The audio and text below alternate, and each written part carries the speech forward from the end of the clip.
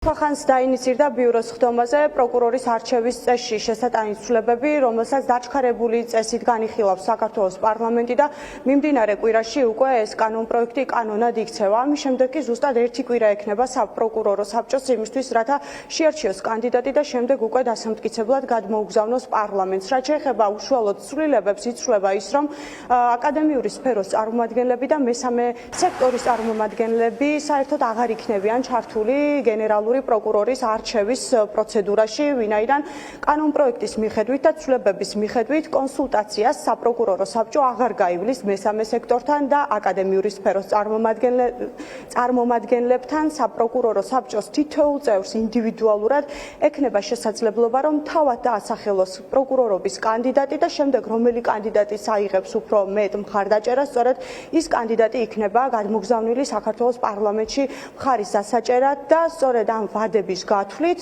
თვის ბოლოს უკვე ქვეყანას ახალი პროკურორი უნდა ჰყავდეს.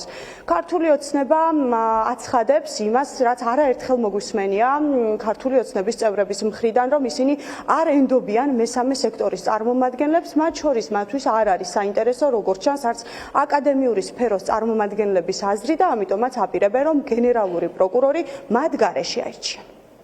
აკადემიურ წევრთან კონსულტაციები რასაკვირველია დღის წესრიგში იქნება მუდმივად ნებისმიერ საკითხზე, თუმცა ეს არ არის სავალდებულო თემა, რომ კონსულტაციები ჩაატარო, რომელიც აღწერილია ან კონსტიტუციაში, ან რომელიმე კანონში ამასთან დაკავშირებით. არასამთავრობო ორგანიზაციებმა ბოლო პერიოდში თავი გამოიჩინეს მხოლოდ იმით, რომ რევოლუციურ პროცესებს ედგნენ სათავეში და დღემდე ამ საქმიანობას მიყვებიან. ყოველგვარი ცვლილების გარეშე მიუხედავად იმისა, რომ დაფინანსების წყაროები შეიცვალა.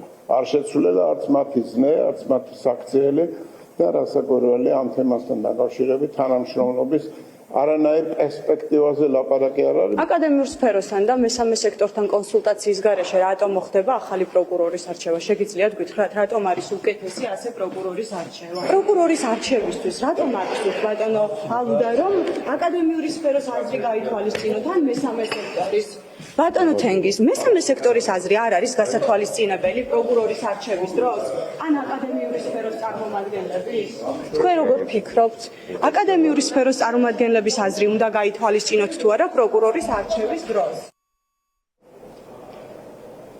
შეიძლება ითქვას, რომ ქართული ოცნება იმარტივებს გენერალური პროკურორის არჩევის წესს და პროცესს, ვინაიდან აქამდე შესაძლებელი იყო, რომ მაგალითად მესამე სექტორსაც დაესახელებინა მისთვის სასურველი პროკურორობის კანდიდატი და გარდა მესამე სექტორისა ნებისმიერი აკადემიური სფეროს წარმომადგენლებს შეიძლებოდა დაესახელებინათ პროკურორობის კანდიდატი და ასეა თუ ისე მაინც ყველას ჰქონოდა შანსი იმის, რომ გასაუბრებაზე მაინც მისულიყვნენ და სწორედ ამის შემდეგ მომხდარიყო გადაწყვეტილებების მიღება, თუმცა ახლა ქართულმა ოცნებამ ასე რომ შეამცირა დროც და არჩევის პროცედურებიც და მხოლოდ საპროკურორო საბჭოს წევრებს ექნებათ იმის საშუალება, რომ დაასახელონ პროკურორობის კანდიდატები და ამის შემდეგ უკვე დასამტკიცებლად პარლამენტს გადმოუგზავნონ.